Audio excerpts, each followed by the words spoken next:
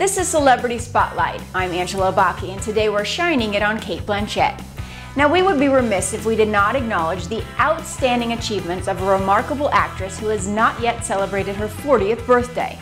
Blanchett is a thespian in the truest sense of the word, with a crowded trophy shelf to match. A wife and a mother of three, she is constantly performing on both stage and screen, and yet still demonstrates gratitude and humility at every turn. I think we'll just take it a step at a time. At the moment, I'm enormously proud to have got the Golden Globe. So. After that Golden Globe, she won another, as well as an Oscar, an Independent Spirit Award, a BAFTA, Critics' Choice, and Career Achievement Award. And we expect this to go on for a while. If we describe all 55 wins and 54 nominations, there would be no time to showcase a body of work that can be best described as creative genius. Now, most of her awards have come from her portrayal of real people: Queen Elizabeth, Bob Dylan, Veronica Guerin, and Katharine Hepburn. At the 77th Annual Academy Awards nominee luncheon, Blanchett reveals the secret to her success in depicting the life of such greats as the late Miss Hepburn. Well, I mean, it was said, I think she even said of herself, that, she was a bit of a caricature.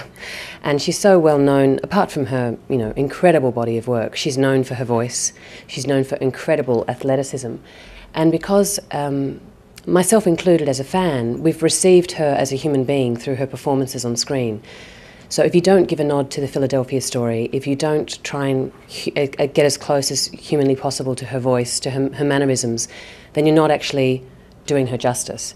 And I suppose the challenge for me was to try and embrace those things and move through mimicry into sort of more habitation and make it seem organic. Because I think the most important thing when you're playing a real-life character is that you make, particularly one who's in the same medium in which you're representing them, is to, this is a very long answer to your question, is to make the audience believe that you are who you say you are.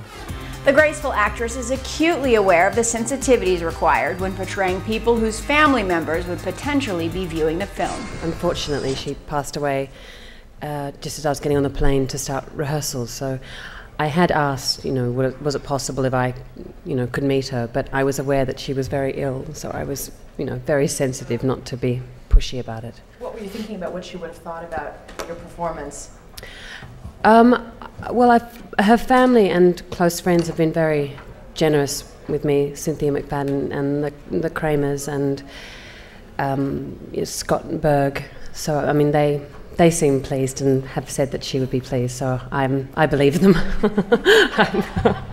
And in depicting Hepburn, it became apparent that the two Hollywood icons have much in common when it comes to their opinions about Hollywood. The thing I find singularly inspiring about Hepburn is the longevity of her career and the way she aged so gracefully. And I think that is something that doesn't happen so much. There's an enormous pressure on women today to alter their appearances to get work, and I think that she would have found that absolutely abhorrent. Look, I'm a complete girl when it comes to clothes. I adore it, and I enjoy the fun of it. And, sitting down and talking sketches with Jean-Paul Gaultier or John Galliano or Albert, then that's incredible. But when you walk the red carpet and there's a male actor on one side and a male actor on the other side, getting asked about their body of work, what's coming up next for them, and the only question you get asked is, what are you wearing? It is a little bit frustrating. Well, she may get frustrated with the press at times, but journalists always jump at the chance to interview the talented Blanchett. Perhaps because she is so articulate and intelligent, as evidenced by her description of her role as Veronica Guerin, the Irish journalist assassinated by drug dealers. I think that there was an expectation for her to continue. I think it was in her nature. She didn't like to kowtow to bullies, and also it was incredibly important what she was writing about, because there was nothing being done about the drug problem, and she and other journalists who were writing about it felt they were putting the pressure on the government to change the legislation that was allowing these guys to get off. What did her courage and bravery do for the country of Ireland? Well, unfortunately she died, but in the wake of her death a lot of legislation was changed. But the drug problem, it's a serious one and it doesn't go away. So. But her eloquence aside, the Aussie native can also show her playfulness at the drop of a hat, or champagne in this case. I've been looking forward to this all evening, the street. I don't know which to put down. Excuse me.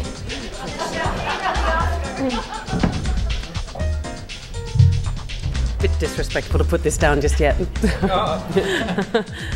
Cate, your temperament is much more that of an actor and less of a movie star. Do you think that an Oscar... Oh, darling, you've caught me on the wrong day. Is that what it is? Do you think the Oscar will change? Will change my... Absolutely, you asshole. Well, describe. Discuss. No, I mean, this is... I mean, I was an actor who was trained at a theatre school, and theatre is my first love, so it was a real... The more films I make, the more educated I become in the medium, and certainly working with Martin Scorsese was an absolute minute-by-minute education, without him ever being grandiose about it. He's one of the most generous directors I've ever worked with. So, for me, I can't believe that I'm standing here, having come, you know, from the theatre and constantly returning to it. So I can't remember what you asked me. Something about me becoming a diva. Just you wait. You know, unfortunately, these things all come out at the same time. So I promise you won't be seeing me anytime soon. I hope. Women as self-possessed as Blanchett oftentimes come to that through careful self-reflection, which she has demonstrated countless times to the public. Here, she shares with a very crowded press room how she stays grounded, how she is challenged in her craft, as well as her experience on becoming a mother. Well, I mean, I don't have a sense of entitlement, and you know, I don't feel that I deserve this any more than any of the other people in my category. I've never felt that way about it, and you know, I think this can turn into a bit of an Olympic event, and so it's really nice to go through it with, you know, all these girls, and you see one another, and it's actually you'd be surprised how the lack of competition. I think a lot of that's imposed from the outside. I'm a terrible mimic. Whenever I try and do an accent, it always sounds Welsh or Indian, so don't ask me to do it now. It takes me a long time. I'm a slow learner, and then the other side of it is I've got a terrible memory, so then I can't recall anything I've done. I think I just won this. I went back to work relatively quickly after our first child was born, and I was terrified because I kept been saying I'm terrified a lot.